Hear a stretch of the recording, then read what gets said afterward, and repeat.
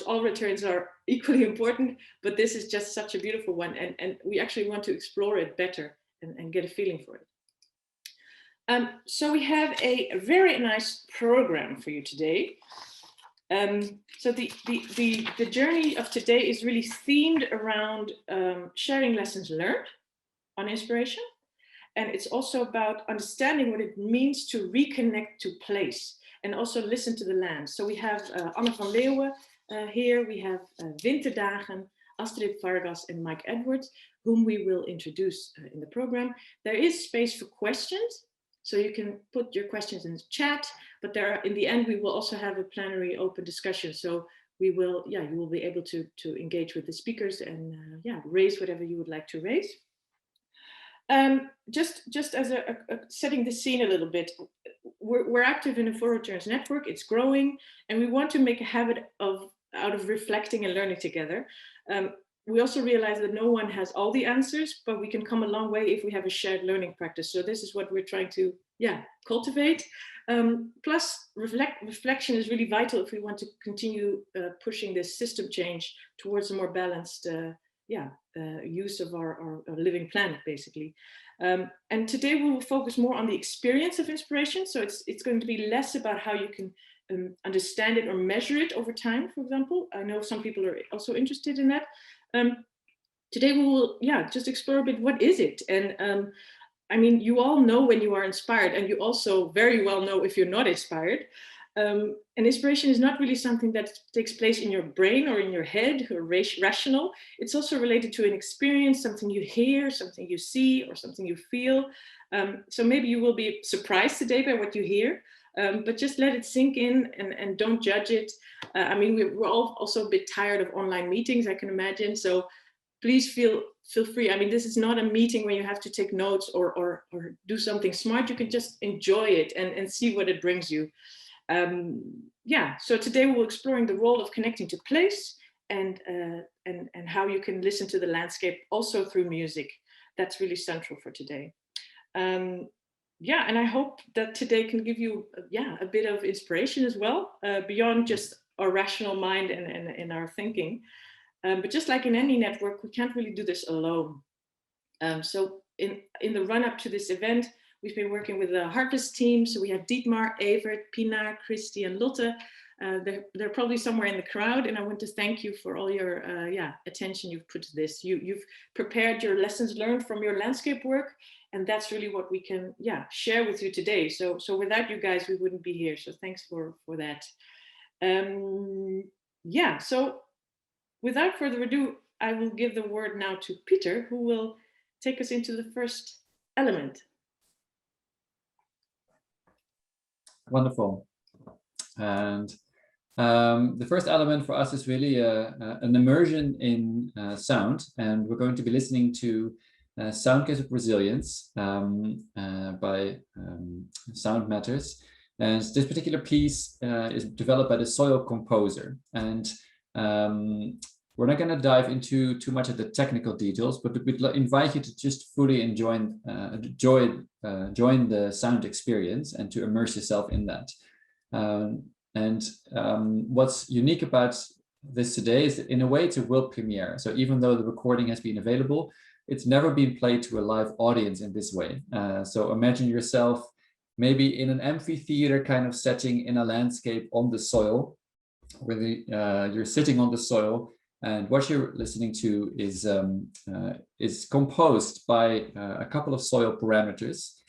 So again, we're not going to dive into the technicalities, but the influence of soil nutrient values, soil moisture, soil temperature, and soil microbial activity are woven into the music and represent a sort of 5-year period of soil monitoring in Spain, in a particular landscape within the Alvalal region. So Mike, would you have anything to add to that? Otherwise, we'll jump straight to the music.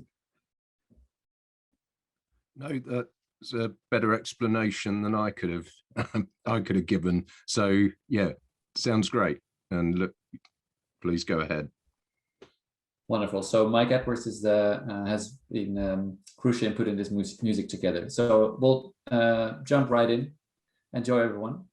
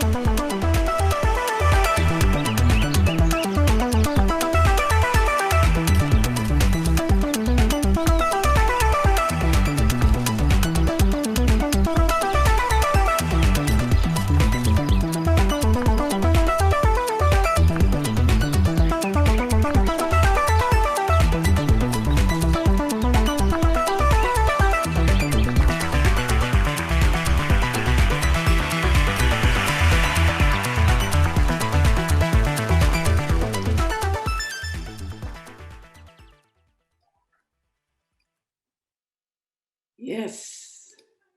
Wow.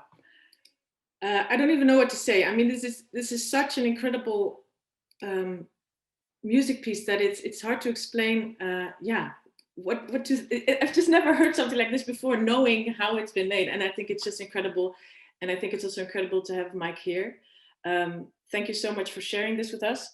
So this was just a festive start of the event, and it's so cool to actually have the soil here, literally. I mean, all the creatures and critters and the sounds of the soil were with us just now. Yeah, thanks for this great kickoff. So let's dive into a bit of the lessons learned. So, I mean, we've been a growing network with the landscape partners that Commonland works with. And I mean, we're 7 years down the track. Some have joined from the beginning, some partners have joined a bit later, but there are so many lessons that we can already draw from our work on the return of inspiration. So I just wanted to share the main sort of red threads that came out of some workshops that we did around this.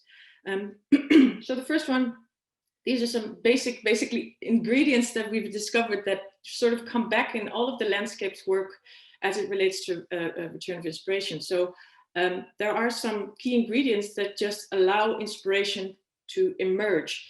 The first one is about place-based work. So it's really about understanding that your work is connected to the nature, culture, and history of a place. And I actually have Liz around, if that's, or Pinar, one of you, that could just speak to this a little bit, because yeah, it connects to your work. Is that Liz or Pinar? Hi, Willemijn, it's Pinar. Can you hear me? Yeah. I'm sorry, Liz was unfortunately called away to an emergency meeting, so I will be standing in for her. No problem. Yeah, so the specific example that I wanted to talk about was one from the Langkloof in South Africa. So when living lands initially came into the landscape, they really looked for a common ground, a point of contact, something that can be used as a first point of contact with people to build relationship. And initially that was water. And so we thought that was maybe the such a universal thing that it is easy to connect to, and it really worked in the Bodemzicht. But of course, the place-based context of a place is so important, and what was actually found was that water is quite a contentious issue in the Langkloof because of water governance and the way that government allocates water in the area. And so obviously with farmers and many other stakeholders in the landscape, it was a very politicized issue. And what then eventually happened is that we found honeybush as a much better point of contact, because it's something that is very unique to the Langkloof. People felt proud about it, and everyone had something to say. And so we initially had to completely change our strategy and how we connected with people because of the place-based context that's so important. So finding something that is already inspiring for people, or is that point of commonality, I think is very important. And that's one of the big lessons we've learned in the Langkloof specifically.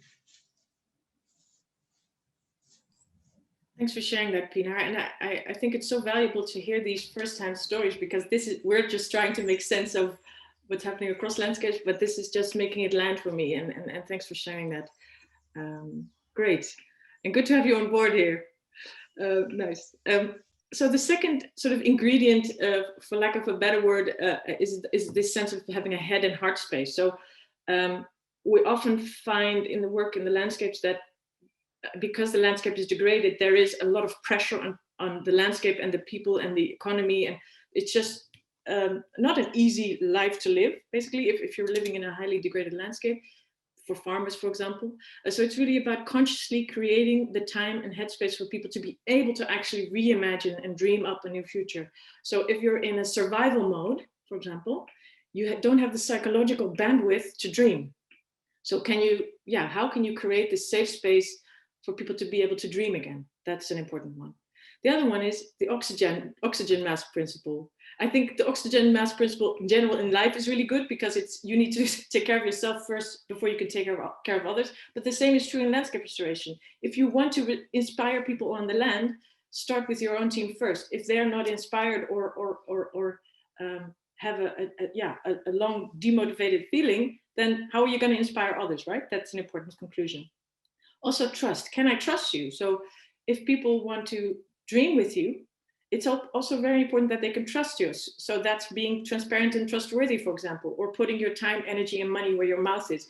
When people see that they can trust you, they will dream along with you and follow you in that dream of restoring the landscape. The last one is a bit connected to the head and heart space, but it's also about having courageous conversations. So the reality of landscape restoration can be really rough. So it's really important to facilitate those honest conversations, like the real, not being sort of dodging the painful stuff, just you don't have to make it prettier than it is, basically. And so these are some basic sort of elements that can help inspiration emerge. Then we discovered a little bit of a process in inspiration. So it can actually be a self-reinforcing loop. So what we've discovered is that in a lot of the landscapes there, it really boils down to having a new insight or experience, which then leads to inspired action. And then interestingly, because you see something changing, through your action, it actually inspires you in a new way again. So it creates this sustained sense of inspiration and spreads also to other people around you. And that can then, in turn, create a new insider experience. So it's a really beautiful loop, actually. And Dietmar, can you speak a little bit to this idea of a new insight or experience? We talked a bit about that. Yeah, of course. Hello to everyone. It's a pleasure and an honor to be with all of you. I want to mention an example we have here from a farmer family called the Martinez-Raya family. They're living, we are in the driest area in Europe, and there was already practicing regenerative agriculture when we started with Albalal. But the first inspiration for them came from networking with other people in the area. What's a 1 million hectares area, with the same approach, a holistic approach on agriculture. But it's not the only thing. There was already cultivating almonds and olive oil and vegetables and wine and stuff like that. And the mutual help and the workshops we organized, and to connect and to develop also sustainable business cases to bring more income for the farmers in this depopulated area, was really inspiring for them. But then we go a step further, and that shows the different sources of inspiration.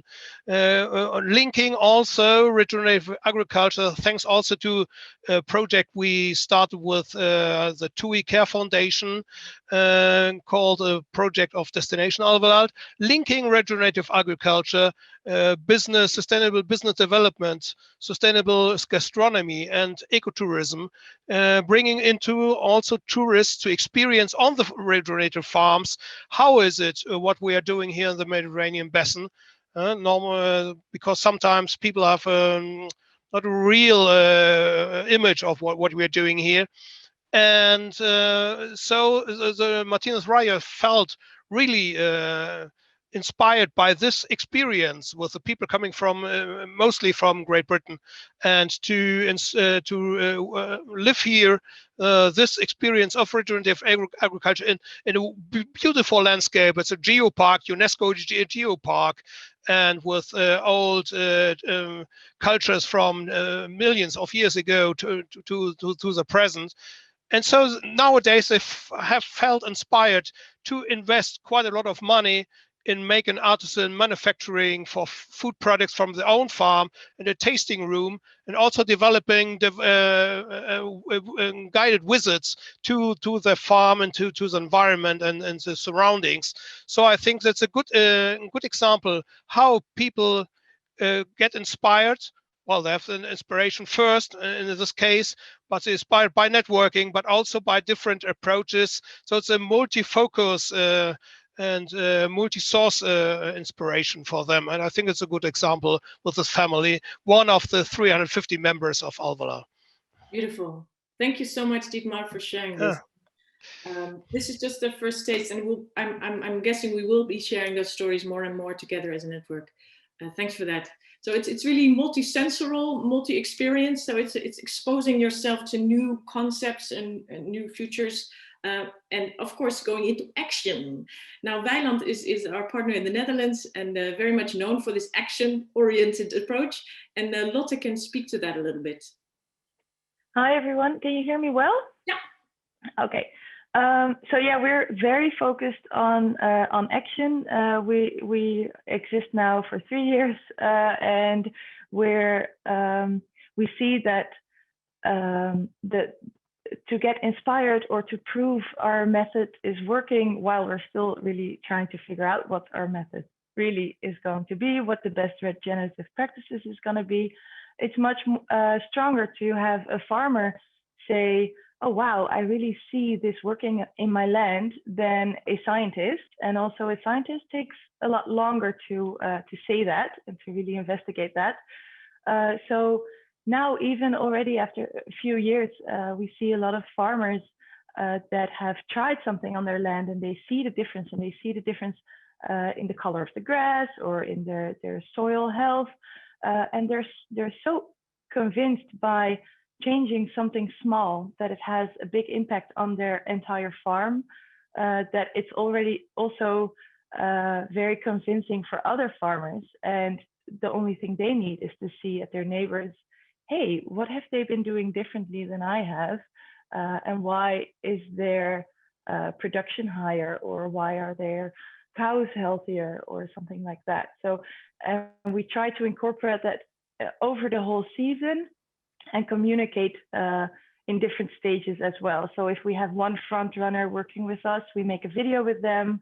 We show that to more farmers that may be interested in the topic, and then they'll come to a practice session with that farmer that's already doing it. So that's a little bit of action. It's really easy to watch a video.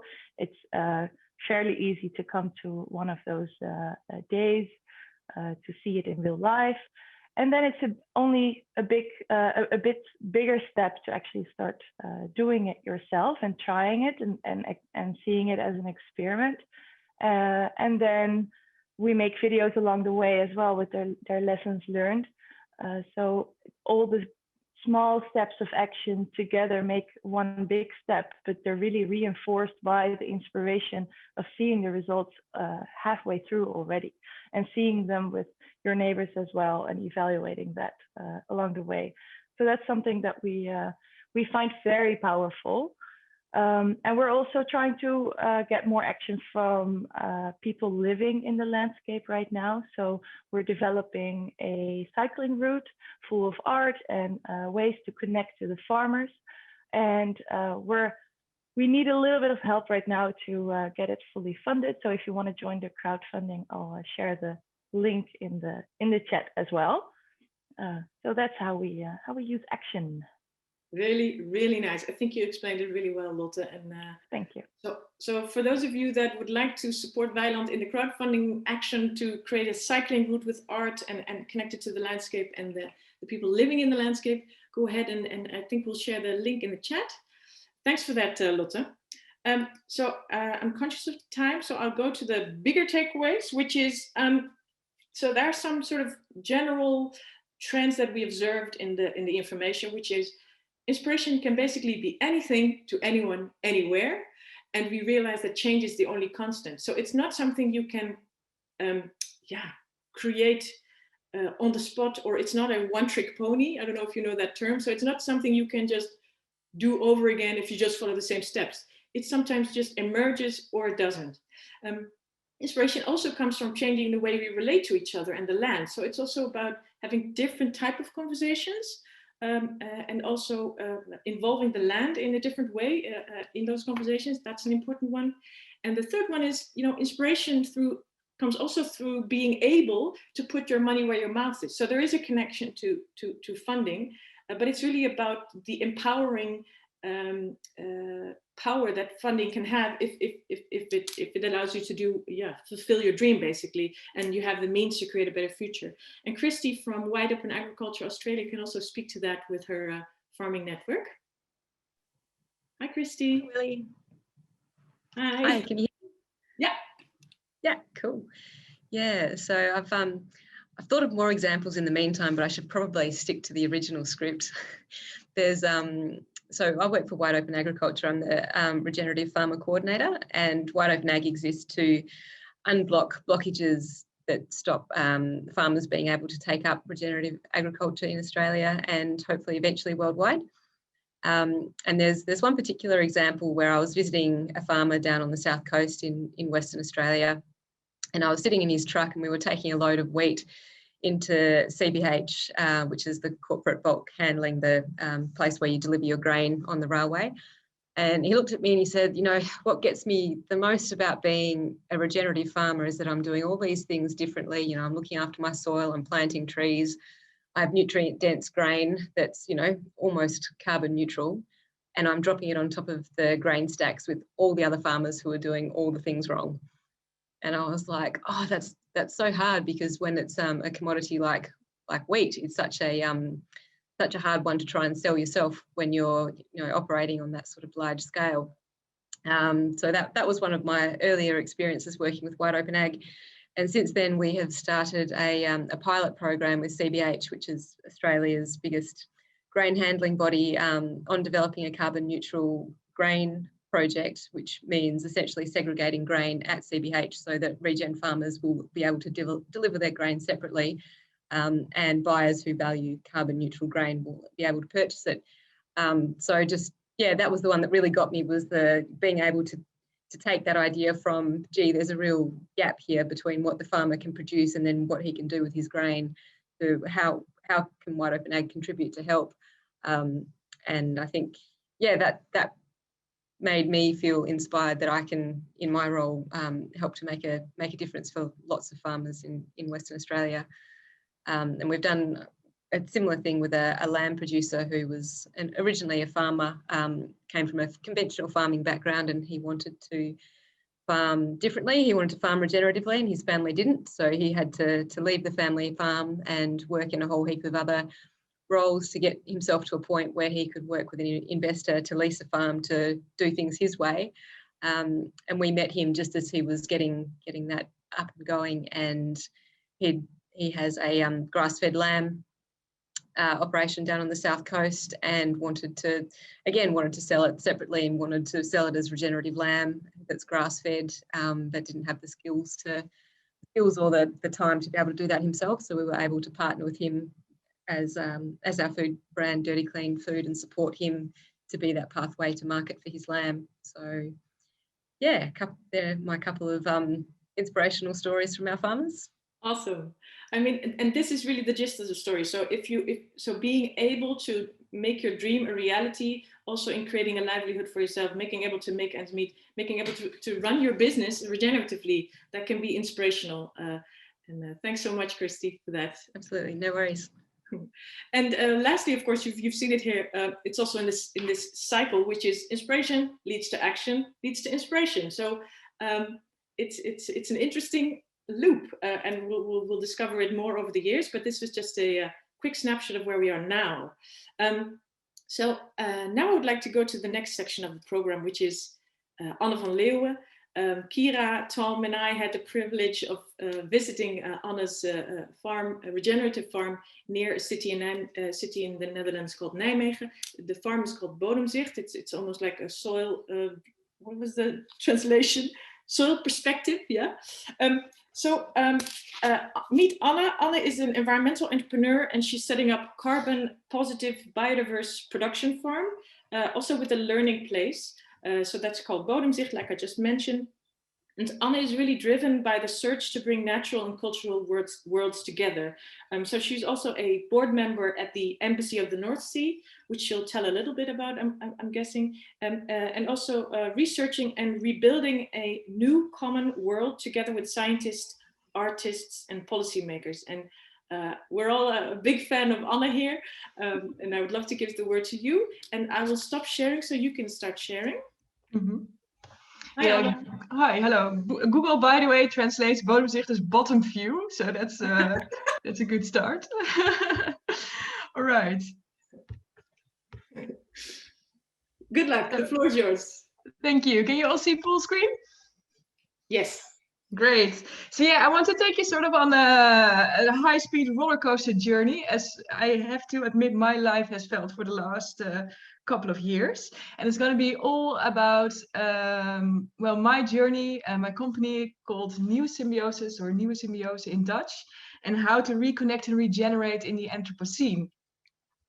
So it's going to be sort of a personal, theoretical, and practical journey intertwined, sort of interwoven, and that also relates to worldview. I want to talk a little bit about that, about the Anthropocene. I will explain a bit later what it is, ecology, regeneration, and how that actually affected my life and my work, because I think that's sort of the same thing. So I was born, here I am with my little goat. I was born and I grew up in the polder, close to Amsterdam. A place that has grown more and more silent over the years. We used to have a lot of meadowbirds. Now, if there's now one lapwing left, we are already happy.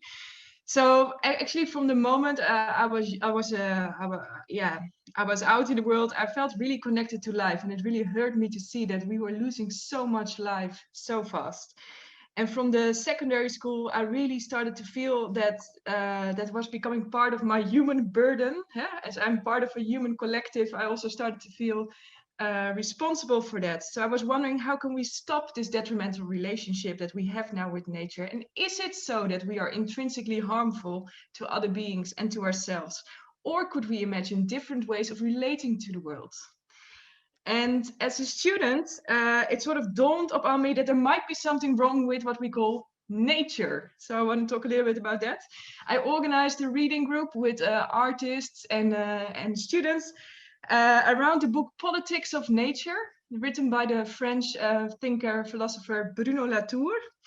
And he, at a very fundamental, questions what you could call a Western, because of course this is a very Western way of thinking, a Western dualistic thinking. So you have object, subject, man, woman, and it's always either or.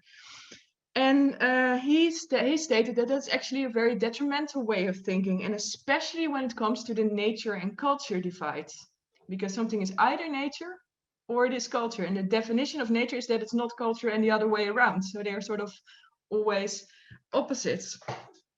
So, and of course, this is not only an insight from a French philosopher, because there are lots of indigenous communities who have already had this insight for centuries. It's only that we in the West are discovering now that nature and humans are actually interlinked. So here, a woman that I found very inspiring, also Nemonte Nenquimo from Ecuador, from the Waorani people, who has sent up that message for a long time in her people, and is fighting there for their way of living. So yes, we should listen a lot more also to indigenous peoples. So what is wrong with nature? Well, this is a bridge that I sometimes take to the Ooipolder in Nijmegen. I live in Nijmegen. Very interesting. There's a bridge that says "Welkom in de natuur." So then you go over the bridge, and so somehow you are into nature when you enter there. But at the other side, there will never be a sign that says "Welkom in de cultuur" or "Welcome in the culture." Then we would say, no, this is not the culture. This is Nijmegen. This is a specific place with a specific history and a specific culture. So what you start to notice here, that nature and culture get different values. Nature is supposed to be sort of one-off category and a sort of objective term. And culture is supposed to be the subjective, particular place-situated thing. So there we address different values to these two terms. And the problematic thing about that is that for a long time, we in the West have thought that we were sort of the only players on Earth. We thought that only we were writing history against the passive backdrop of nature. So culture, the cultural beings were the ones writing history, so the cultural beings were also the ones writing the future. So the objective world of nature, that sort of was this supposedly endless resource in the background, was a completely other world than the subjective world of culture. And still I see this if I enter a bridge like this, if I pass a bridge like this. And the situation is that if you create these two kind of opposites, that nature can easily be explored, as here when I go over the bridge, but it can also as easily be exploited because it is a different world. But reality has caught up with us. This is a very nice random Google Earth image. I would all encourage you to just zoom in a random place in the world, and 9 out of 10 it's going to look a little bit like this. So something has happened to our world. We are now living in what they call the Anthropocene, or the era of man. And this is an era in which the collective of humanity is sort of literally crawled underneath the skin of the earth. You can literally measure our impact now in the stratigraphy of the earth's layers. So now scientists are actually proposing that we're not living in the Holocene anymore as an era, but in the Anthropocene, in the era of man, the era in which humans have become a geological force in shaping the earth and atmosphere. But, and yes, that is interesting, because in this era of the Anthropocene, nature and culture are not separable anymore. Think, for example, of climate change, where in climate change does nature end and culture begin? But paradoxically, I would say, the Anthropocene is called the era of man, while there's another side to the story which is not told that often. And that is that man is not only a geological force in the Anthropocene, but we are above all interdependent beings. Icebergs are forming our shorelines. Insects are co-producing our agricultural production by pollination. And microbes are now at this moment influencing my mood. And a virus like Corona has shown us as no other that non-humans, plants, animal, microbes, and things are also active actors that shape our world. So you could say the stage has collapsed. There is no longer a natural background and a cultural foreground. We are suddenly with thousands of actors on the same world stage. So suddenly we are facing 99.999% of life, and we are confronted with all these actors. So nature is no longer something outside of us. Actually, there is no such thing as a physical surrounding or a natural world. We are inside that world. We are all intertwined, whether we like it or not. So this insight, let me see, where is it? Oh, sort of slowly got to me while I, oh yeah, this is, by the way, a friend Joost trying to be an earthworm. Trying to get insights, you could say, at Bodemzicht. So this insight sort of seeped to me while I was working at Artis Zoo in Amsterdam. I was a curator on a new museum about the relation between man and nature. This is Tanya, by the way, post-mortem Tanya. And it sank into me sort of deeper and deeper that this knowledge, I was studying for 3.5 years, like everything that I could get my hands on, get my head around about this relation between man and nature. And there's an important difference between knowing something and embodying something. And then I started to embody that knowledge, and I saw the huge challenges that we were facing when it comes to the climate crisis, when it comes to biodiversity loss, when it comes to our future. So I started to realize that we not only cause the crisis, but that we actually are the crisis. And that's a very important difference. So Latour also formulates this very beautifully, I think, in Facing Gaia. He says, it doesn't stop. Every morning it begins all over again. One day it's rising water levels, the next day it's soil erosion, by evening it's the glaciers melting faster and faster. And on the 8 p.m. news, between 2 reports on war crimes, we learn that thousands of species are about to disappear before they have even been properly identified. Every month, the measurements of carbon dioxide in the atmosphere are even worse than the unemployment statistics. This is what the press calls living in the era of an ecological crisis. And we are not only instigators of the crisis, we are the crisis. When we start our car, when we drink our coffee, when we spray our gardens, when we flush our toilets, ecology hunts us. Not as a crisis, but it will also hunt us for decades to come, because we already created this monster, so to say. So instead of nature, we are now living in a fundamental different reality that is ecological. Human inclusive, ecological.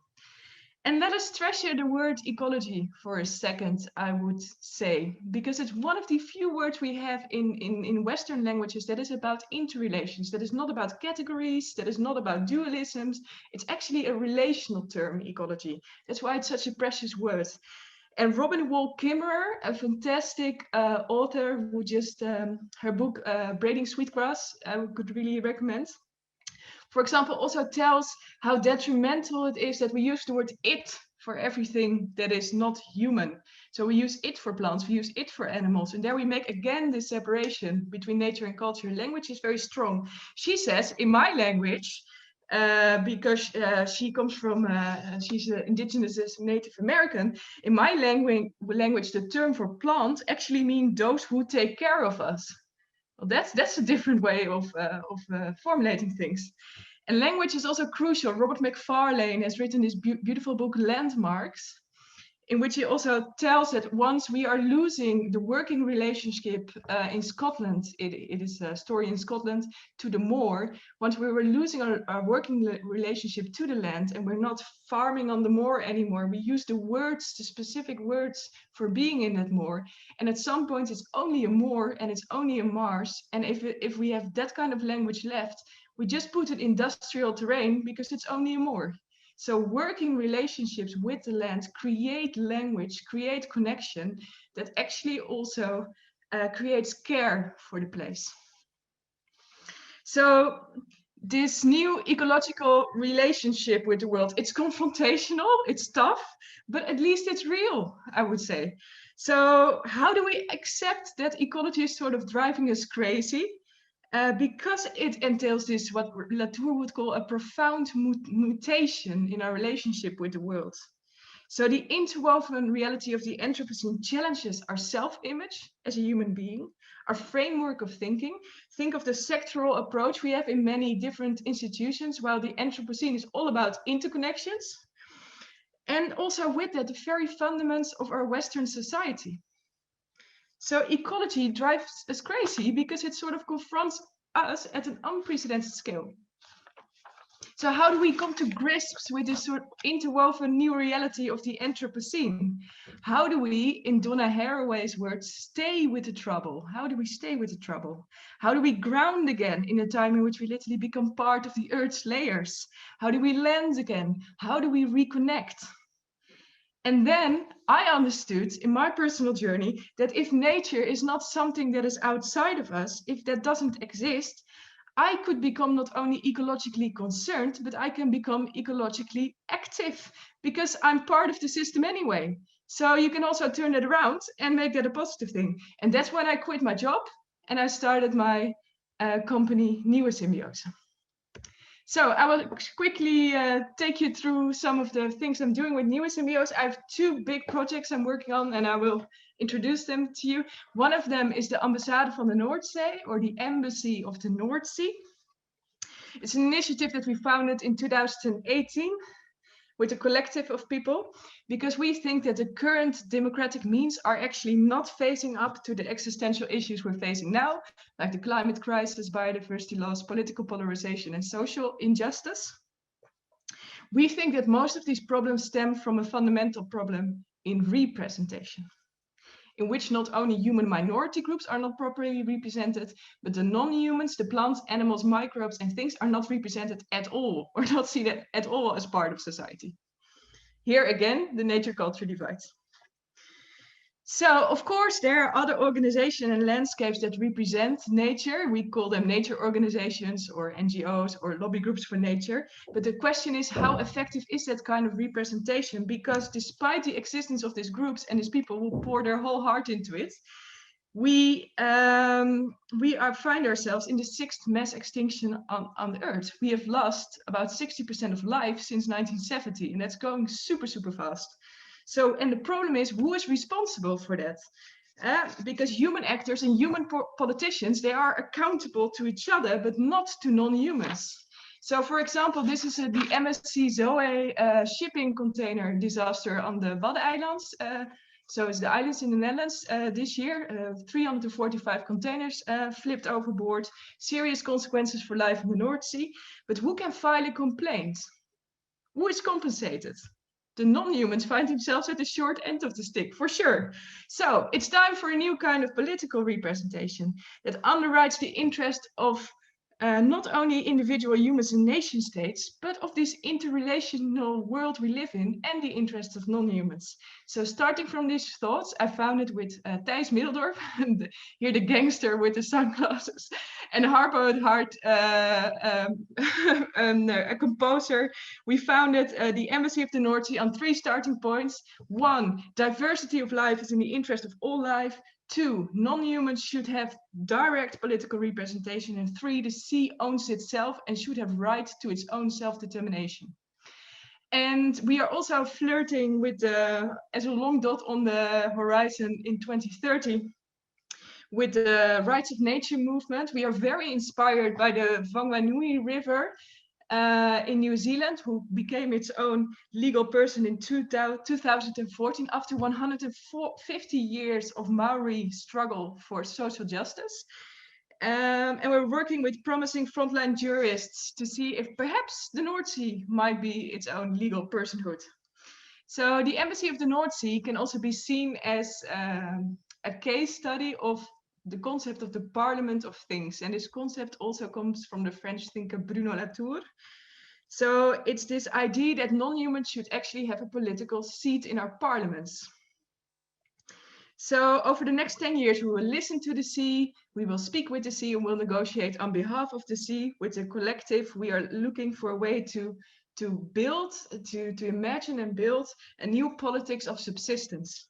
So we organize public exhibitions, conferences, innovative research, education, and a lot of field work. You can see one of our sessions with a lobbyist that clearly is getting a headache. next to a dead seagull. So with the Embassy of the North Sea, we really try to take up this challenge, you could say, to land again on the earth and to actively relate ourselves to our environment and to work on new perspectives of living together. What does a society look like if this nature-culture boundary doesn't exist? Because it doesn't in the Anthropocene. So we work on this with an interdisciplinary group of artists, philosophers, marine biologists, journalists, policymakers, architects, you name it, we work with them. And we intend to create a sensitivity and public consciousness of all the unseen and unheard of political actors in the North Sea. So in the first 3 years of our existence, we're doing this mainly by situated listening. And at the heart of the method that we use is this idea by Anna Lovenath Singh. This is also a very beautiful book, The Mushroom at the End of the World. And she describes that to listen and to tell a rush of stories is a method. And why not make the strong claim and call it a science in addition to knowledge? Its research object is contaminated diversity. You could say that's a meeting, yeah? Contaminated diversity. Its unit of analysis is the indeterminate encounter. To learn anything, we must revitalize arts of noticing and include ethnography and natural history. So here again, not a strict boundary between nature and culture, but the intertwinement of both. So how do we do that? Well, in lots of ways, but I will just give you a few examples. This is landscape architect Thijs de Zeeuw diving with the Amsterdam European eel. In A Voice for the Eel, we are looking into how the eel as an Amsterdammer could also have influence on the way in which we design and build our city infrastructure. So we work with the city of Amsterdam and city ecologists on making an underwater eel park, a meeting place between humans and eels. In the Future of the Delta team, we have a team that looks into how can coastal protection become more non-human inclusive and how could that help us actually in the long term to have a more resilient coastal system. Here we have Teun Karelsen, who dives into the water as seaweed to find out what that is about. And we are also working to create an alternative data report that actually feeds policy, in which is not only about quantitative data, but also about qualitative data and embodied experience. And the last one is underwater noise in the North Sea. We ask how non-human life is represented in research, in scientific research. And here we are working to create a more broad scope to see if we can ask different kind of scientific questions that are not only from our cultural perspective, but from this broadened perspective, and to see how that can actually help us to make a more resilient world. So so to get a more ecological understanding, I think we have to listen diversely. And with listening, I mean, it could be smelling, it could be touching, it could be doing scientific research, it could be doing an artistic invention. So with a focus on these interrelationships. This means, I think, we should use all our available means to listen to the sea. And so not only ratio and data, but also art, poetry, and embodied knowledge, as here Carmen Chebrak shows with her beautiful work to listen to the sea. Of course, the question remains, how do you listen properly to non-humans? That's why we're also developing with the Embassy a political listening method. We want to make an audiment instead of a parliament. We speak way too much. We need more listening time instead of speaking time. So we're coming up with a sort of package for policymakers and for meetings that people can use in their own context to include non-humans at the meeting table. So in the Anthropocene, in the ecological times in which we are living now, it is finally time for us to listen to these non-humans and to reinvent politics as relational practice. We need to deal with this relationship of the Anthropocene and should live to learn somehow entangled and work with that complexity, because the world is complex. And really the same goes for farming. So in one of my other searches because that fired me, if you talk about inspiration, you find something and you find the next thing and things become more interesting and more complex. So you dive into that. And in another search for that, I came across regeneration, and wow, that sort of blew my mind. Because by watching the documentary, for example, Green Gold documentary, I think lots of you have seen it. Well, Commonland is of course very aware of this. I could finally find a reference for the human as being a beneficial being. And while before I could say that it was mainly my worldview that was shifting, here I could suddenly find perspective for what a human being could look like, a beneficial human being in the Anthropocene. And this is also what you need. You need a different story. You need a different perspective. Robin Wall Kimmerer also says you cannot start with restoration unless you have restoration. We need a different story before you can start to restore. And I not only needed a different worldview, I also needed a new perspective of what was in there for me, a perspective for me and myself, and what a human being could look and be like in the Anthropocene as a beneficial being to make a positive impact. And here, this is for me why the regenerative movement is such a paradigm shift, because sustainability for me was still about reducing my negative impact. And I don't wake up with energy by the thought that I can reduce my negative impact a little bit. But I do wake up with energy, with the idea, damn it, I can make a positive impact in these times, in this world. So that was what the huge switch for regenerative was for me. So then I started with my partner, you already saw him quickly, a regenerative farm and learning place, Bodemzicht, so not bottom view, but soil perspective. And here this farm is sort of in the process of becoming a flying wheel for other farmers to start. And we want not to propagate only fruit and vegetables, but we want to propagate new regenerative farmers as well. So regeneration for me is all about ecological, social, and economic win-win-win. Those three should always be there, because otherwise you're still exploiting something. And building topsoil. And if the base is there, you can just fly off. I'm not going to tell too much about Bodemzicht because I will run out of time. But I can let you know that already in 1 year we've seen fantastic, this is what it's all about for us. Our mission is to facilitate life. Fantastic results with the amount of species returning to the land. So here you have it. You have your ecological win. We have your social win, people coming to the farm, and your economic win.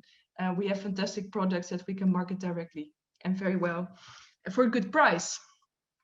And we are in the process, I just want to mention, of becoming a zoop. If you're interested in it, please look into it.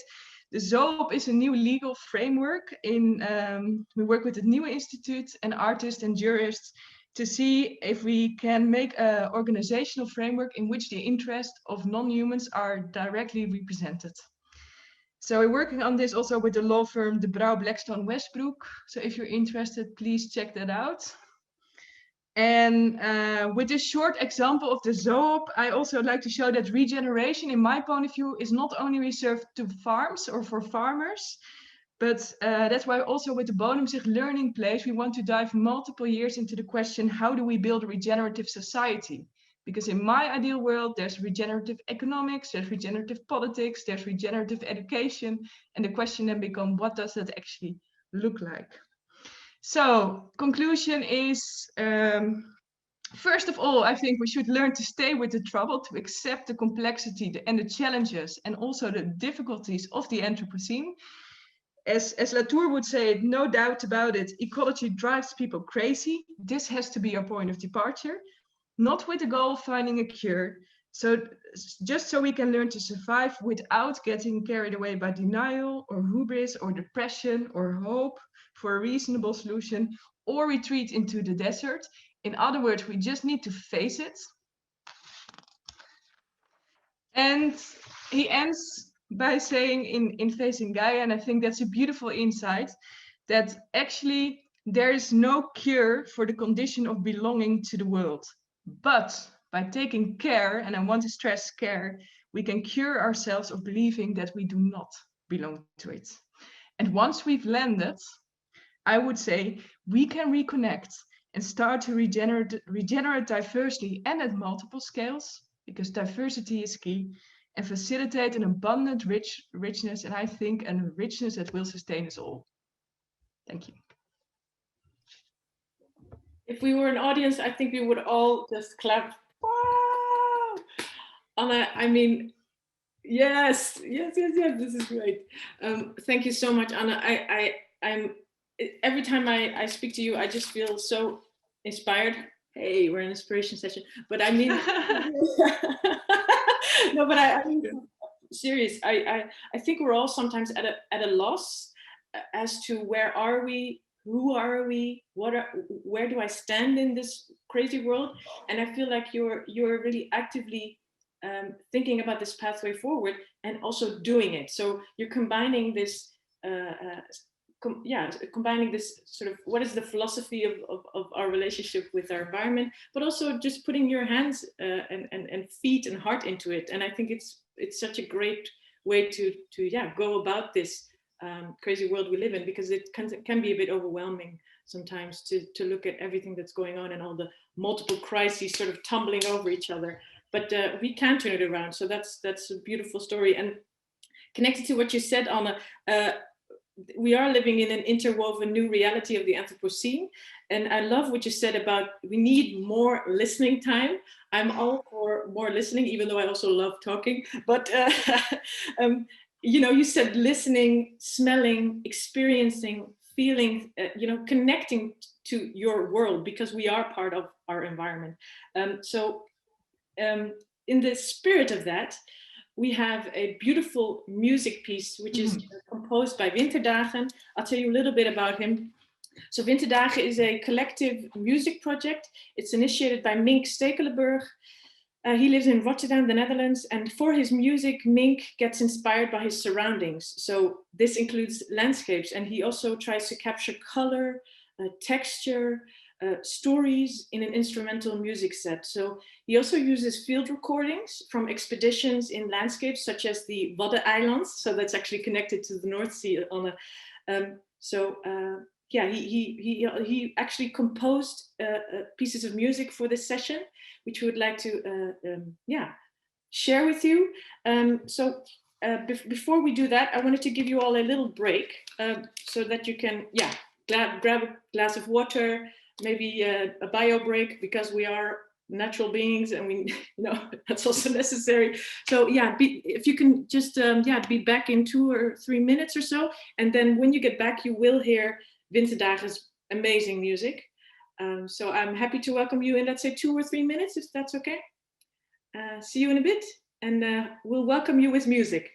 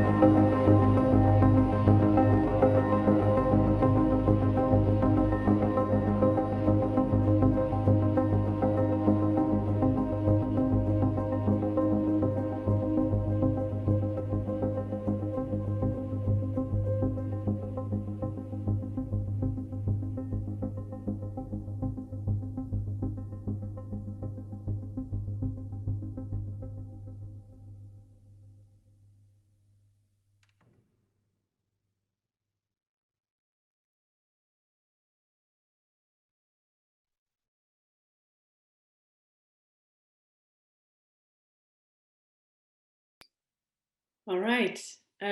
So the video stopped midway. So I'm sorry, because we missed, I think, a minute of the song. So we will try to work with Winterdagen to also make sure that we can share the music with you and you can listen at a later stage.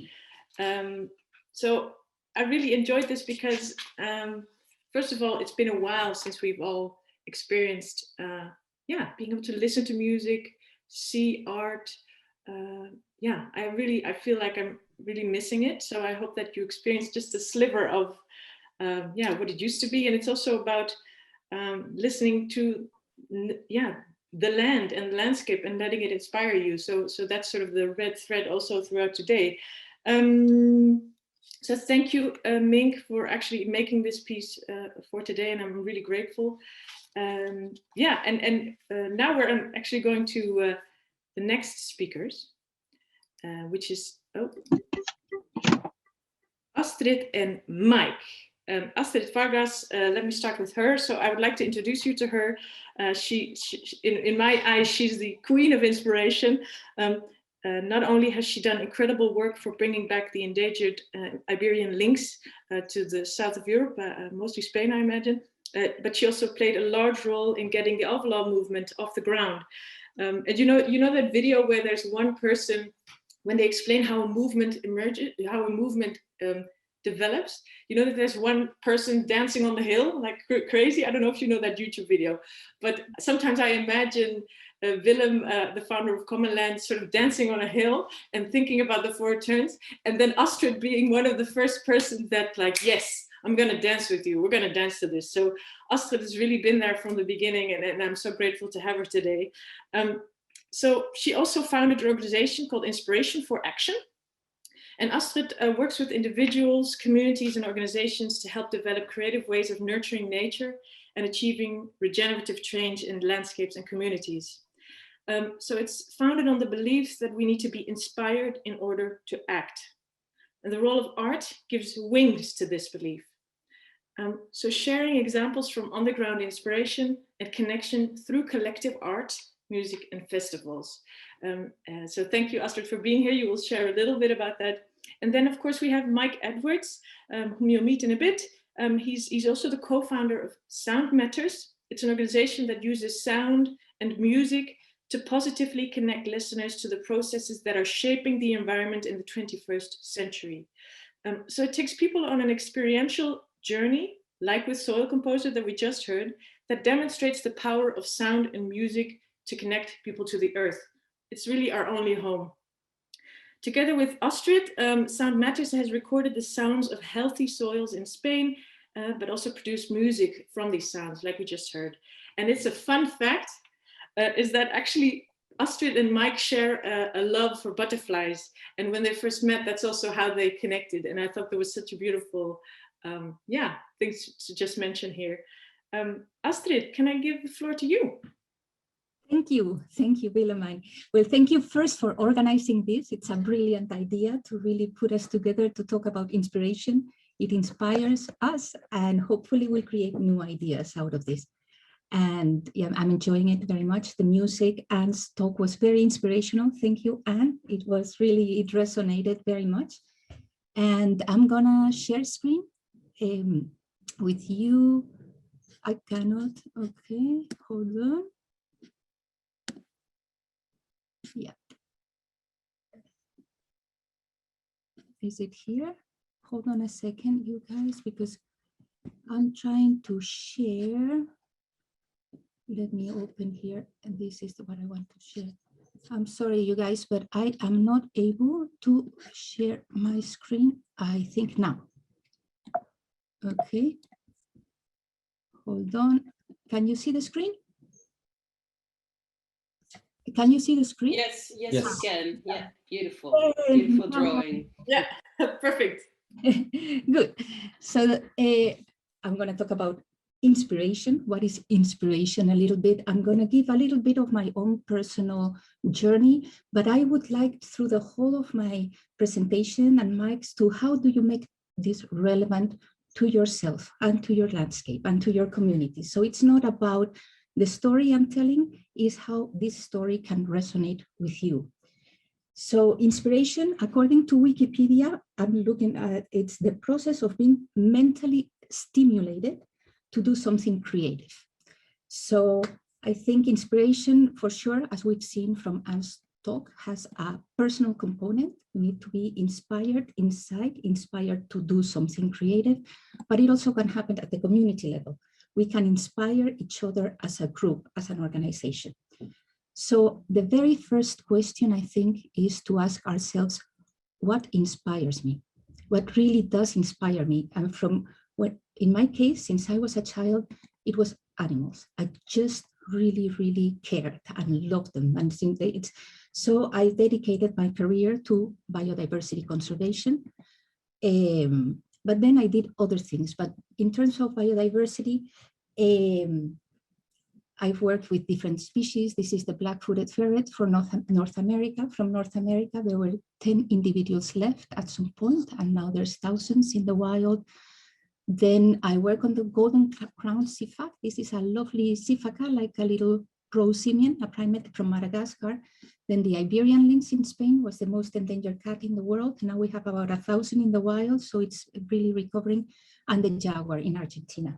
And lately, I'm really devoting a lot of my heart to butterflies. And it's true that Mike and I really, really connected because of our love of butterflies. So biodiversity conservation was my first inspiration, and through a lot of my career, 33 years, I've been working on restoring endangered species. But along the process, I realized a species at a time is not gonna get us very far. We need to really think about the bigger picture, and that's the landscape. And I find working on landscape restoration really, really inspirational because it's holistic and you have to look at many, many aspects at once, and it's meaningful and important. But there's no landscapes without community.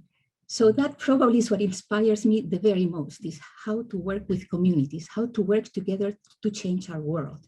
So I've dedicated a lot of my time to learn about how to mobilize communities and work with communities, and especially with the Albelal community lately. And all of that, since very little, I would love to work with plastiline and paint and do things like that. And I loved art. And I thought art is probably the greatest thread that can weave inspiration, both at an individual level and as a group level. So I think in your case, you need to see what inspires you, what have been the building blocks of your career, and there will be others to come, as Anne say, and as Leeuwen say, inspiration changes.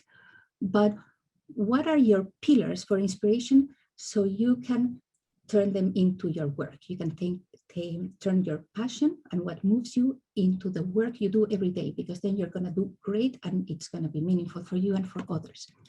So for me, there's these 4 pillars: biodiversity, community, landscape, and art. And then with these things, I was going on through life, and I moved to Amsterdam in 2013. And at that point, there was a new startup setting up. I met Willem, I met other people in this ecosystem restoration fund was the original name. And they came, which became Commonland very quickly. And they were coming with a new concept that I found really attractive. I think most of the projects I had been at the time, they had a social component, they had a natural component, and they had an investment or financial component, but I had never seen any project that talked about inspiration as an entity on its own. And I was very, very ticked by that and curious. So I teamed up with Commonland, and I was commissioned to look for a project in Spain. With the Iberian lynx, I had developed a good network, so we knew a lot of people. We searched around, looked at many projects, and ended up choosing this one, which is in the high steppe plains of Andalusia and Murcia. There's this ecosystem, which is a steppe ecosystem that covers about 1 million hectares, so it's big. And there was a business case there, almonds, dry rain-fed almonds, that looked like something it could be amazing for developing a business that restores nature. So Commonland wanted to find this and implement the 4 returns in this landscape. The stronger thing about this landscape was the people. there were already a group of people really wanting to change the reality. And that fuel is essential. You tap into that energy and you help fuel it, but you give the whole entire reins of the project to the local people. So the local people took the reins of Commonland's idea and set up an association, Albelal, to implement the 4 returns to transform this degraded landscape. So when that already was ongoing, I became more and more interested on this one return, the return on inspiration. It's like we cannot say, if we're talking about 4 returns, inspiration has to have its own shape. We cannot say we have inspiration because what we do is so cool with people, with animals and all that, then that's inspirational. No, how do you really shape that heart? So then I was thinking about it and I thought, okay, maybe we can just set up projects that appeal mainly at the core to inspiration. And with that idea, I set up an organization called Inspiration for Action, which actually is associated with Commonland, with Albelal, and with many other organizations, which is about people. How can we use collaborative creativity? How can we create together to restore nature and to restore community? So it's for people and for nature. And Inspiration for Action projects have 3 bases. One is that they have to be regenerative, they have to be fun, and they have to be replicable. And this is an important thing that I want to say today, is like, I'm gonna explain some projects that we've done in different art areas, performance art, land art, storytelling, music. But I would like you to think, as I mentioned this project, how do they relate to your landscape? Is it interesting for you to do something like that? It is appealing. Would you like to do it? Would you like our help if you want to do it? All these things. So I'm going to talk about the Regeneration Festival, Living Sculptures, Albelal 8000. I mentioned that project as well. The importance of storytelling and music. And I will introduce to these wonderful friends and musicians, Mike and Harry, which are here with us today. And we're very, very, very lucky to have them. So the Regeneration Festival. What is the Regeneration Festival? Above all, is a celebration. And I think that's very important for inspiration. We need to celebrate together. We don't celebrate enough, and it's so important to really fuel up our energy. So the Regeneration Festival is a celebration about what? About our ability to regenerate our degraded lands. So that's it. We're celebrating that, yes, we can make a difference, and it's in our hands to do so. So that's fun, and that's a good thing to celebrate. So what do we do? Well, another thing important for the Regeneration Festival is that it's for all generations. That's why it's regeneration. So not generation X or Y, generation that we are inventing right now, because it's for regeneration. So we had at the Regeneration Festival, the youngest person was 2 months old and the oldest was 92. And the 92-year-old guy, which passed away after, not after the festival, sorry, but recently, unfortunately, but he gave an amazing workshop. I mean, he really taught us how to weave this special grass called esparto. So anyways, regeneration is for all generations. And so when you develop your own Regeneration Festival or party or weekend or whatever, think about including everybody from the youngest to the oldest. And what do? Well, we celebrate together that we can change things and it's in our hands. We actually regenerate. So at night we party, and during the day we plant to the beat of music. So every day there's different musicians. One of the days it was Mike and Harry with their music, which I'll show you some scenes of that later on. But in the morning you get up, you party, you come from the party in the morning and you regenerate. Even if you're tired, you can do it. And with the music, it's very energizing to meet people that way. And then afterwards, we go to eat. And well, another thing of the Regeneration Festival is that we regenerate because the whole goal of these kind of festivals is to leave the area in better shape than at the beginning. So what I would suggest to you is find a place that really needs restoration. Bring the community and make a big party. Have music, regenerate it, and at the end of the festival or party or whatever you make, you say, wow, we did this and we had so much fun doing it. So kind of that's the whole point of this idea. And it's the other big point is to exchange ideas, because it's really, really inspirational to meet with people that think the same way as you do, and maybe they are from another country or from a completely different walk of life, but suddenly you're there exchanging ideas, and then at night you dance together, and in the morning you plan together, and suddenly, wow, you connect in a really fantastic, amazing way. So that's part of the idea. And within this exchange, to facilitate that, we created workshops on economics and nature, ecology, economy, all these things. And I want to talk about one specific workshop because, again, this is very easy to replicate. And this is what we're trying to do. What are little things that we can replicate and make a difference? And this is art for nature.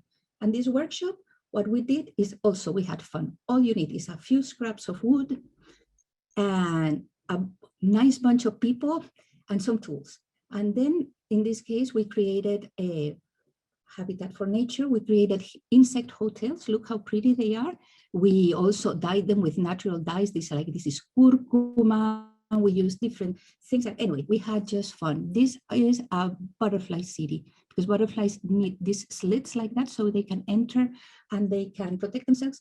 So we created these things in a couple of hours.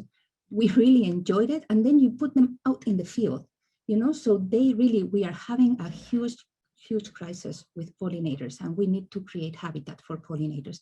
So you can do, this is something you can do with your kids. You can do in a weekend, you can do with your community, or you can do in the Regeneration Festival. And then you put it out in crops or in the wild, and you're creating habitat for others, which is important. We have information if you are interested in how to make these things and bring them over to whatever you decide to create. So, but if you want to bring this kind of art for nature to another level, then you go to land art. And we created another idea here. All these ideas, they come about by talking with each other. Wouldn't be cool to this and that. This was actually came to our mind with Dietmar, who you just listened to, who actually is the custodian of one amazing cave that I'm going to tell you about pretty soon. But we were there looking at this mountain and said, wouldn't it be cool to make a sculpture of this, but just with aromatics? Yeah. Then we started thinking about it a little bit more, and we did it. So this is about beauty, which is an absolutely driver of inspiration, identity, and business development at the core of landscape restoration. So again, think about your landscape and think about your situation, and maybe you can do some land art with the community. In our case, we wanted to really root identity. And what is the identity of the place? Well, there are many different kinds of identity, but one of it has to do with history. There is a UNESCO heritage site there, and there's these cave paintings. There are many caves, but there's one that actually is in front of this mountain on the other side, and it has paintings that are 8,000 years old. And among those paintings, there's this nice little guy here that's called the Indalo. So we decided, what if we represent the Indalo at a huge site, like this is like 3 acres, 3 football fields, made with aromatics, just to restore pollinators, just to give more habitat in that dry land to more birds and butterflies and bees, especially the local species. So we created this project. This is the Indalo. In the base of this mountain, here are the aromatics starting to grow. There's different kinds of aromatic plants, so it changes with the year. It changes colors throughout the year. And also it's so big that you can walk inside and do therapeutic and aromatic walks. So why is it a 4 returns project? Because it has inspiration, the little heart. It actually roots the identity of people. People can feel identified and feel that they are honoring their ancestors by representing this cave painting. And it also brings community together. It's a place to gather the old and the young, the grandparents with the grandchildren, and to create different kinds of activities around it.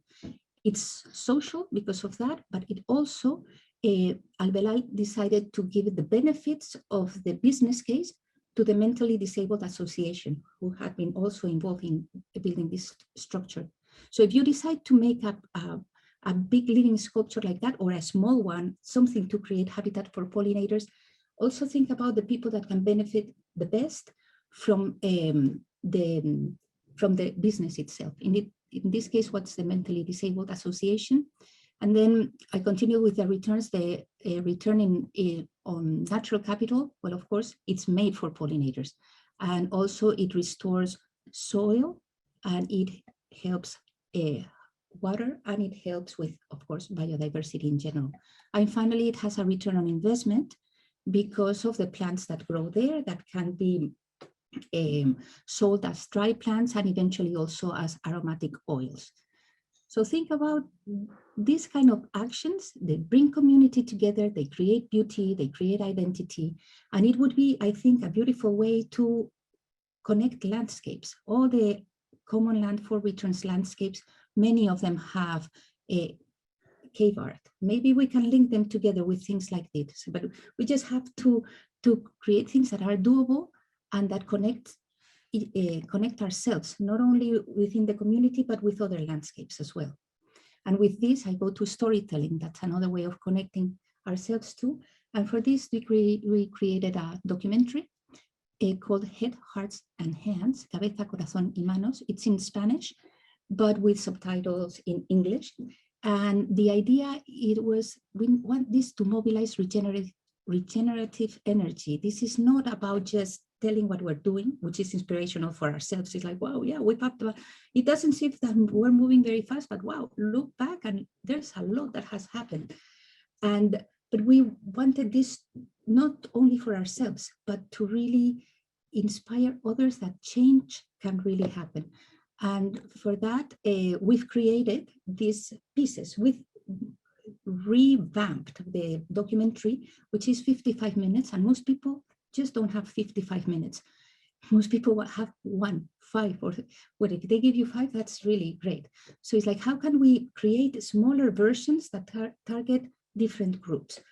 So we created a 15-minute piece, Alvelal, una historia real, which it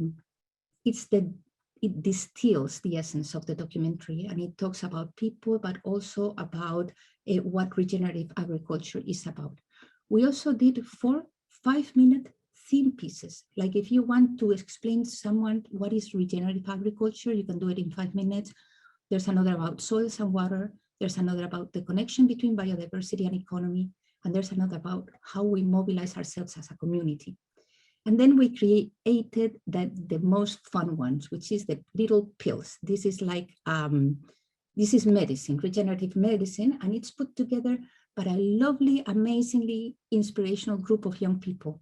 So these short things are created for the social media, and they are created for you. Actually, we're doing all this so people can use it the way they want. You have all these formats, and also we have the documentary is now in festivals, but you can use it if you want. If you want to do a viewing in your community, you can have it. We'll give you the code. And even though it's in festivals, as long as it's not up in the web, we can use it as we want. But the little pills are the fun. And these are created by these lovely guys here that they are called A Regenerar. They are 3 young people in their early 20s that have being by COVID affected in such a way. They said, we need to leave the city. We need to do something that's good and regenerate, something for the land. We want to be engaged in changing our reality. They've moved to the countryside in Alvelal, to La Junquera, and A Regenerar is an initiative that they want to show us how, as they learn, what are they learning, so we can learn along, basically. So they create these little pills for Instagram, like little darts of information about soils, compost, regenerative. They are very short, they're fun. Many of them are extracted from the documentary, most of them, and then they do their own little videos for Instagram with this "¿Qué pasa, Peña?" That is their little kind of way of talking, of reaching us. And I would like to invite you to please follow them on Instagram, because what they want is to influence their generation, people in their early 20s or younger, about what is regeneration and how we can all have fun doing it. So already they haven't existed for a long time. They already have 2,500 followers, and we're looking for more. So if you want to help them, it would be amazing, because they are going to have a big impact in the future, and they're super inspirational. And with this, and they're musicians too, and they like to play, and sometimes they show up in their little videos playing, which leads me to music and how important is music to elevate our spirits. And that was, I was completely taken when I met Mike and Harry with the beauty of their music, and later about, okay, how do we bring this to the landscapes? What can we do? And then Mike came with ideas, and we came up with the Soundscape of Resilience, which is a music track, an EP of regenerating healthy landscape that sing. We are so happy to have Mike and Harry here, and I'm going to introduce Mike, who's going to talk about Soundscapes of Resilience. I want to introduce him by showing them in action. This is Inspiration for Action at the Regeneration Festival, where people are planting to the beat of Sound Matters. And these are a few seconds.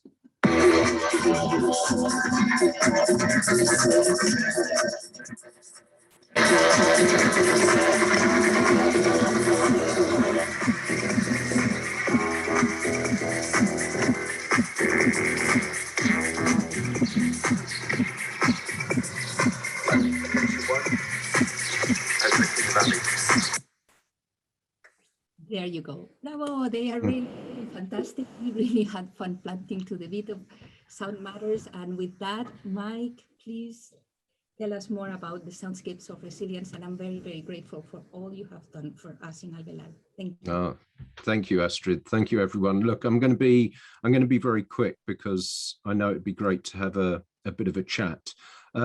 Firstly, I just want to acknowledge the people who have funded this project, so Leopold Bachmann Foundation, and the great people we've been able to work with.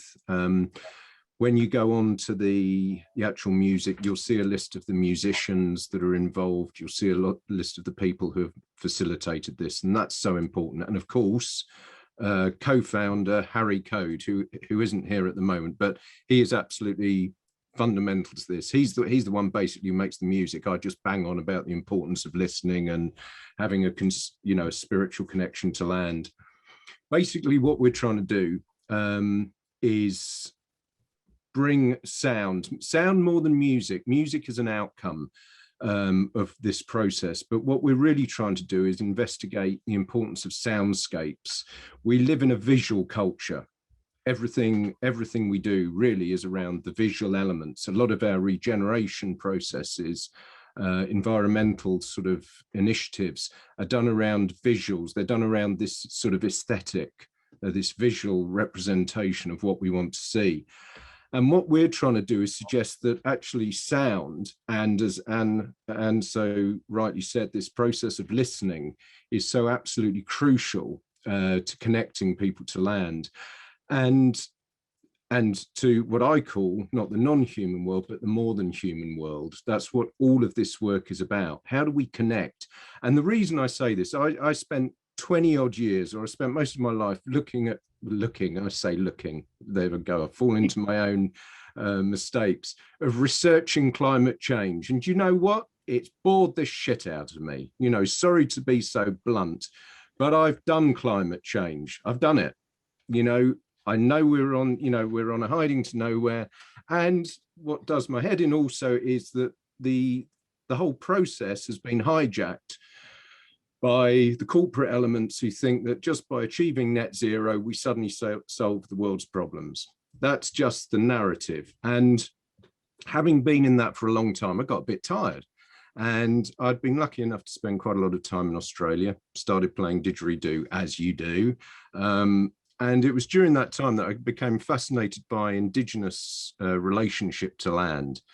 How do people, and not all, it's ridiculous to suggest all Aboriginal people have this connection. They don't, sadly, but a few still do.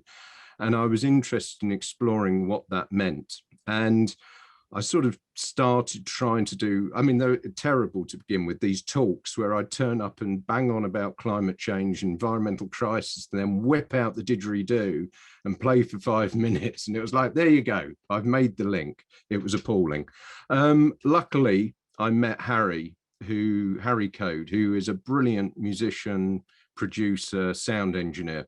And we set up a band called Digitalis. And the idea was that you'd get people to dance about environmental crisis. And it wasn't about wailing on about how depressing the world was, because that tends to be the issue at the moment. You get musicians working on these issues and they just create maudlin lyrics about the state of the world. What we were interested in doing was how you could actually take sounds of these crises, mix them and create danceable sort of soundscapes. But the importance all the time was around connection.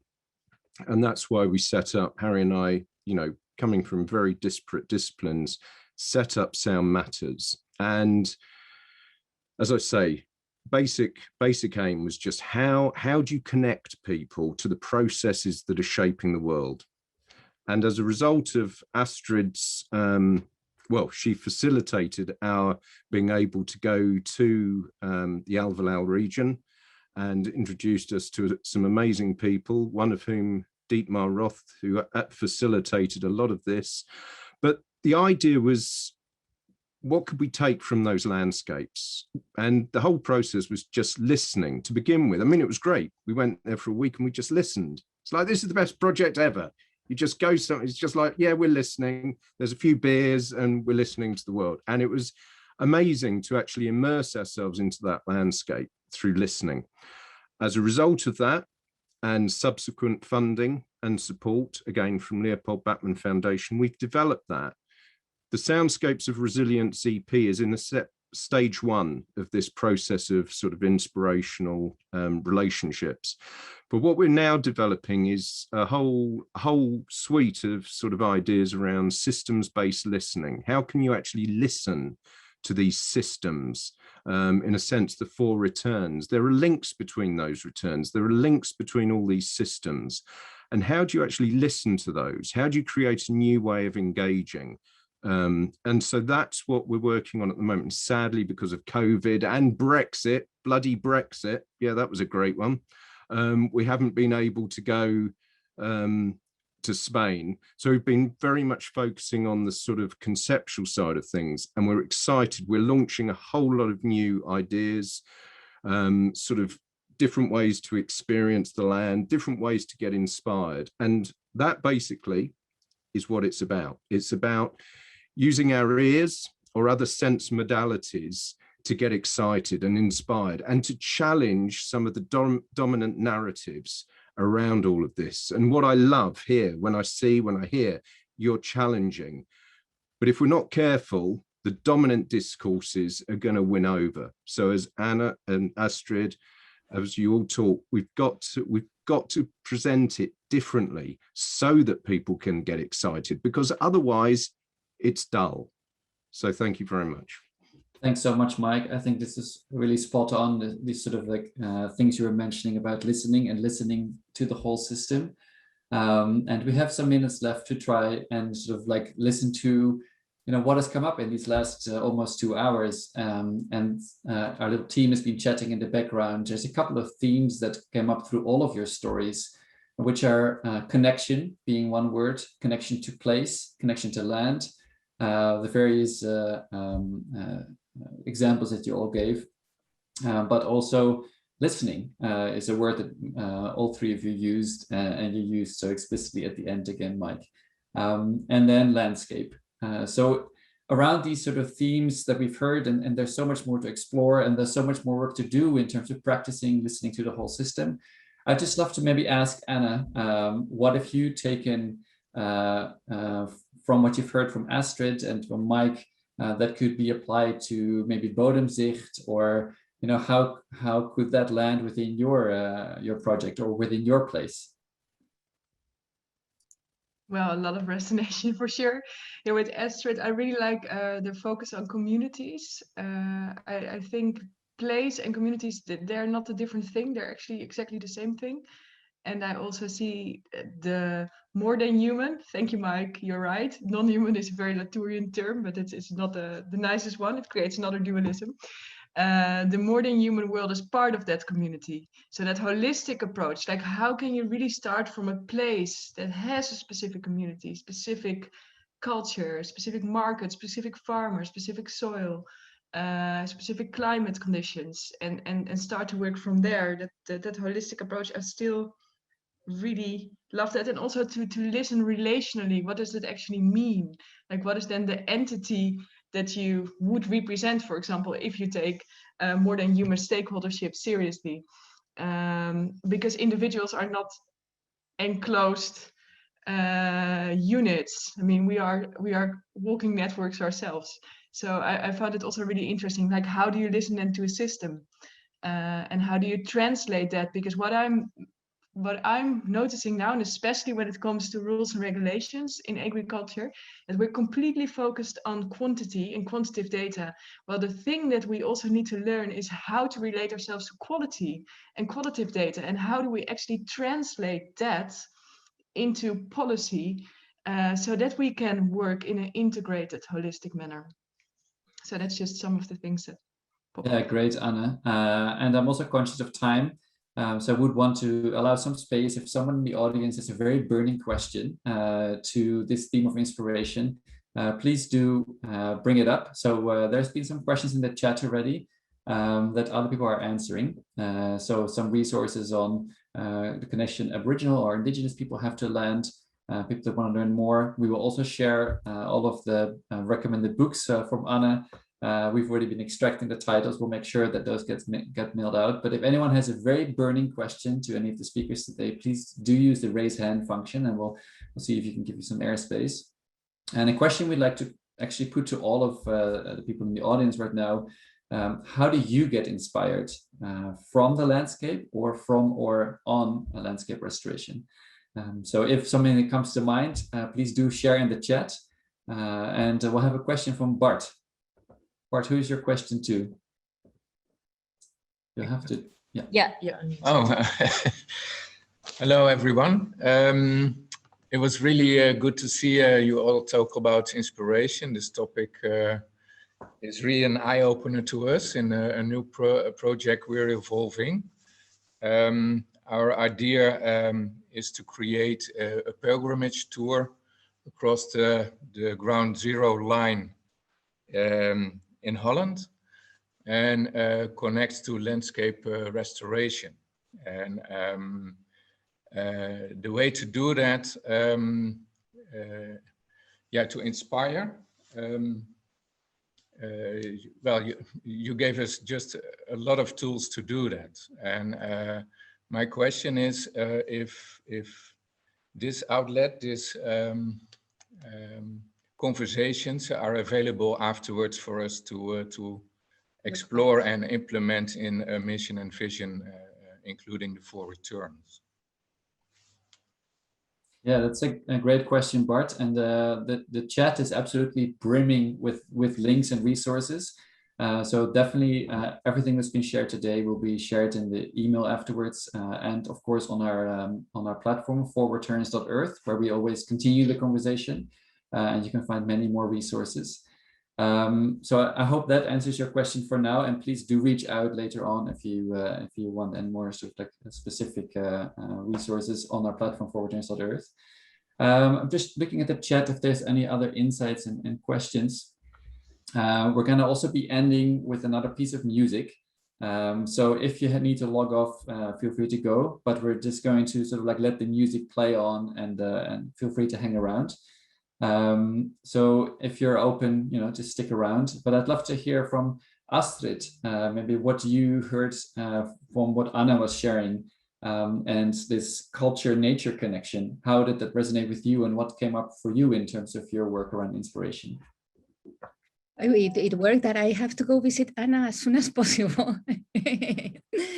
I think everything, the connection that you guys are doing with art and sea conservation, that appeals a lot to me. But I think you just said something that I think is really key. And it's, for me, not very inspirational, but it's really key of what we have to do is influence policy. I think all these things that we're doing, how we inspire policymakers, that is really important. And I think we need to really give a lot of thought to that. I have the feeling that Anna, for what she was talking and saying, she's already been giving thought. I've been giving thought. So I think we all, the community of regenerators, should get together, because our main job is we are doing a lot of bottom up. we are talking, you know, we are mobilizing the community and moving around, but we really need to mobilize the top down, otherwise we don't get anywhere. So I was inspired by anything that Anna said, but I moved to action about this thinking about the policy. I think I love the art, I love the farm, I want to visit the farm, I want to taste the wonderful vegetables and everything, but I think this issue of policy is a real challenge, and we need to find how to inspire policymakers. Thank you. Wonderful, thank you. So yeah, we are sort of at the end of the session. So if you do have to go, feel free to go, but we're just going to stick around and tune into this a little bit more and move to our piece of music. Maybe a question I would love to put to Mike is, when was the last time you felt really connected to a place or a landscape?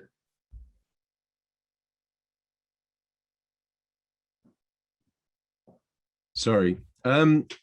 Very interesting. Actually, since Brexit, I've felt decidedly unconnected or disconnected from this country, profoundly disconnected. However, I have been trying to take myself out for long walks. And we were joking about this the other day. I've taken up Nordic walking. So if you come to you can see me in Lycra with poles. So I've been getting out there, and actually I've recently become very connected to some of the old footpaths around where I live, because although it's a relatively, it's not exactly a wild part of the south of England, there are still old footpaths, and that's given me great hope to see these old footpaths and these old beech trees, and Robert Macfarlane obviously talks about these pathways, but beech trees, I felt I've become incredibly connected, and thinking of those old pathways and the stories those pathways told, and also the soundscapes that those trees, those pathways would experience.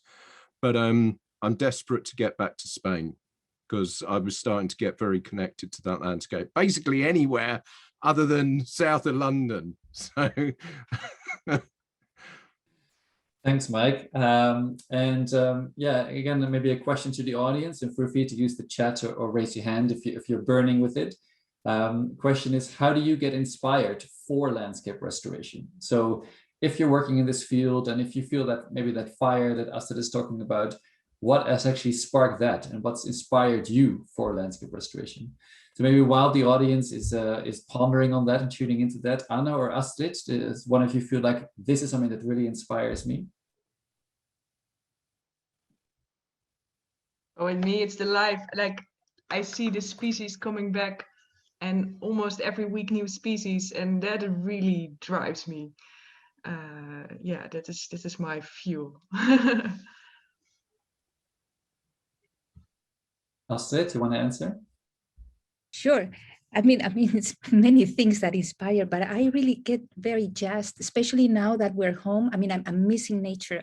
You can imagine. I really have a problem that way. I really need to get out. But what it really inspires me is to see young people taking the reins, because I think me as an older person, I don't feel old, but I've gone through a lot of life.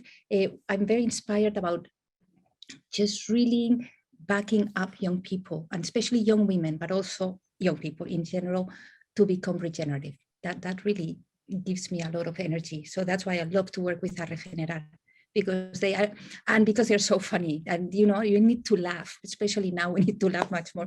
So I do my Skypes with them, and we have beers on Skype and we laugh, and that inspires me quite a bit. But I think what inspires me is just to help the next generation to be strong, to take the reins and help from the lead from the background, so they can be their own leaders in regeneration.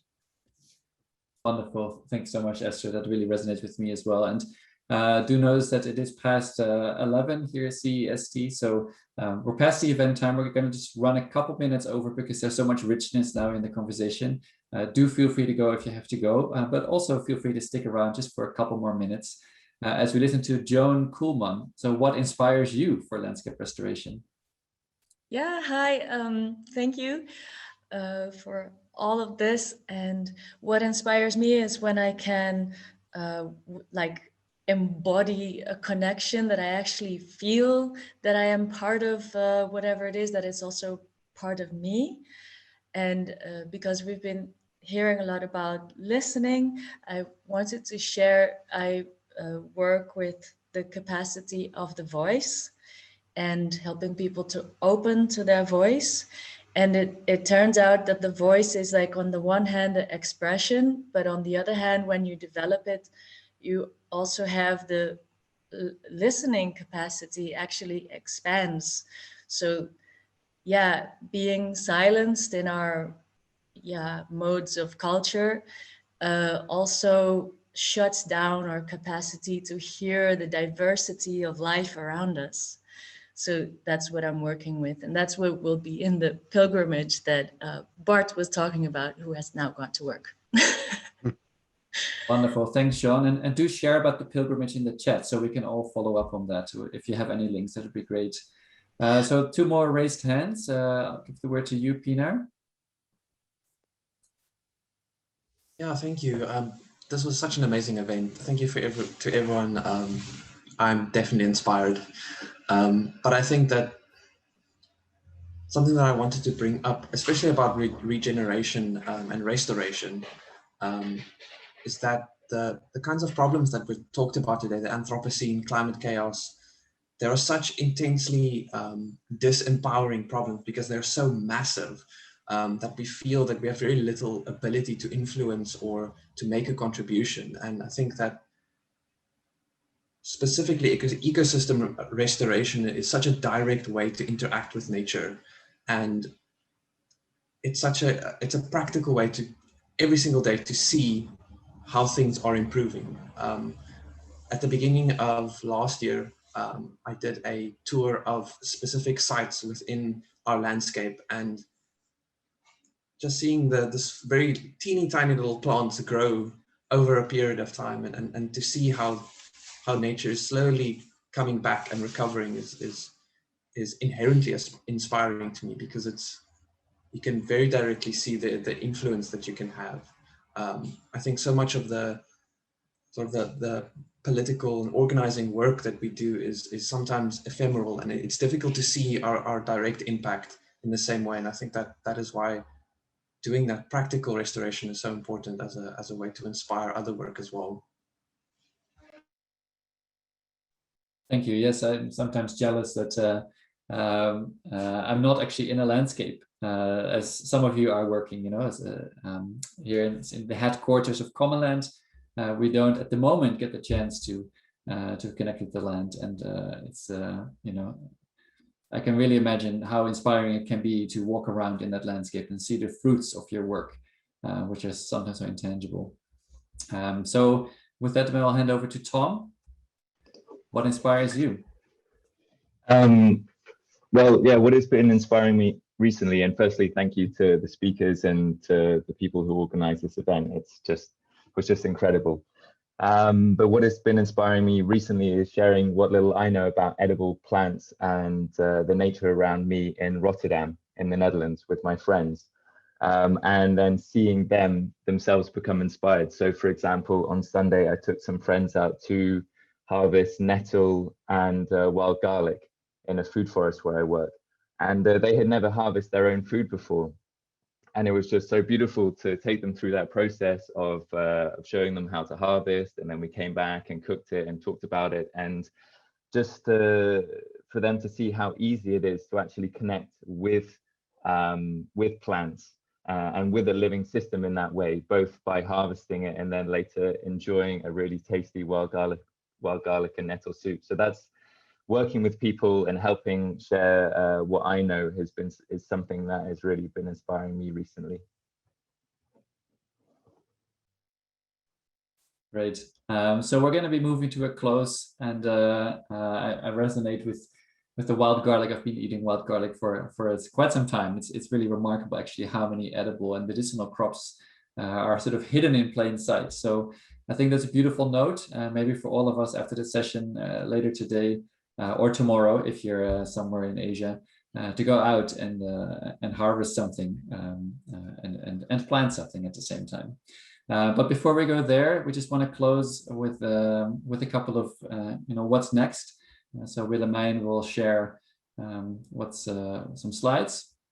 Our next event, maybe I can speak to this straight away, Willemijn, In collaboration with the Bodemzicht Institute, which is one of our core partners, we're launching the Soil Circle. So April 1st, our last event, we had a Gaia live session on soil and how our physical soil and the restoration of our physical soils is connected to what within the work with the Bodemzicht Institute we often call our social soils, which is, you know, the space in between people and in our relationships and in our dialogues from which something can grow. So we're gonna kick that conversation off on May 18th. So in the chat, there will be a link to join the Soil Circle if you want to join those conversations. There will be a regular space to tune in on that. And that's my last little piece. We're going to be tuning out with some music. Willemijn, do you want to introduce that before we close the session? Sure. And but before I do that, I really want to say thank you to everyone here, everybody that was here. So, and I mean, time is precious, and we're all also having a bit of an online fatigue. So I'm super grateful that you were here. I hope you enjoyed it. I hope it gave you a little bit of energy at least. I want to thank Astrid, Mike, Anne, Juliette in the back, Kira in the back, Peter in the front, together with me in the driving seat. So thank you all. I mean, I'm feeling really grateful, and I feel like my heart is swollen up from just seeing all your faces and listening to these beautiful stories and music. Yeah, just one thing to say, just I hope you're all well, and I hope you can stay healthy and get through this pandemic together and starting to continue to regenerate together, and one day live again. I want to close with a music piece from the Soundscapes of Resilience EP. Mike, you wanted to share Vélez Spirit. Can you tell a little bit about the song? Yeah, so this track is mainly about the actual place we worked in, trying to celebrate the soundscapes around Vélez Blanco, which Dietmar basically runs as far as I know. But yeah, the whole idea is to connect you to the sounds, and also you'll hear one particular vocal, which is Santi Sanchez Porcel, who's calling her sheep. So it's meant to be a celebration of that landscape, but also a recognition that without some love and attention, it's a landscape that could easily die. So it's a celebration of what's possible. So before I press play, I want to give a special shout out to Winterdagen, Mink Stekelenburg. He composed music for today. It was absolutely beautiful. I want to apologize for the little hiccup. It stopped, but we will share the music with you so you can enjoy it in your free time. And thank you, Mink, wherever you are. All right, so I'll start with Vélez. If I can add one thing, Mike, about this track, is that all these soundscapes of resilience start slow because they are telling you the sounds of regeneration. So we part from degradation and then you build up to regeneration. So you'll see that everything starts slow, and as life picks up, whether it's human, non-human, or wonderful human, non-human, whatever we want to call it, it just picks up. So if you hear the slow start, it's just that life is coming back.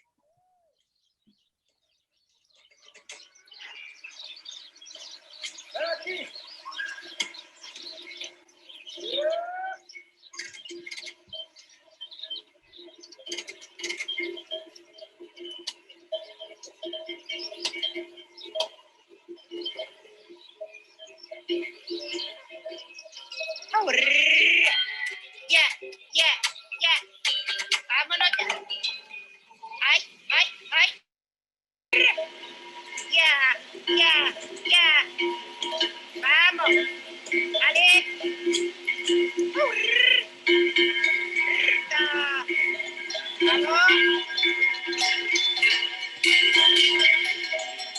Ya. Vámonos. Ahora.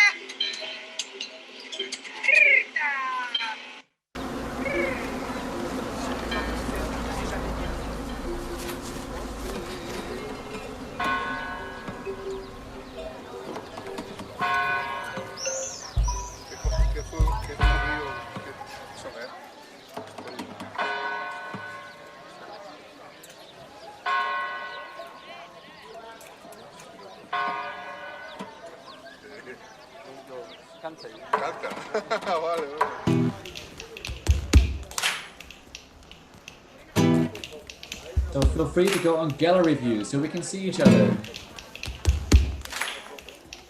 Everybody dance.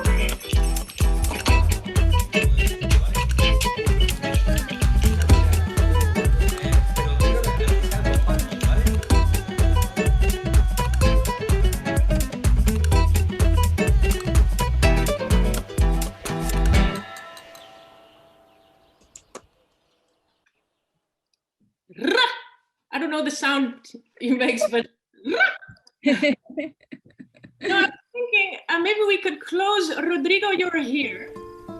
Yes. Rodrigo, can I get you on screen? Yes. Can you teach us how to say a regenerar, and then we can close? Okay, it's difficult. A regenerar. Okay, you count, and then we all say a regenerar. Okay, we can do it in English if you want, or No. in English and Spanish. No, hombre, en español, ¿no? Digo yo, vamos. Digo yo también.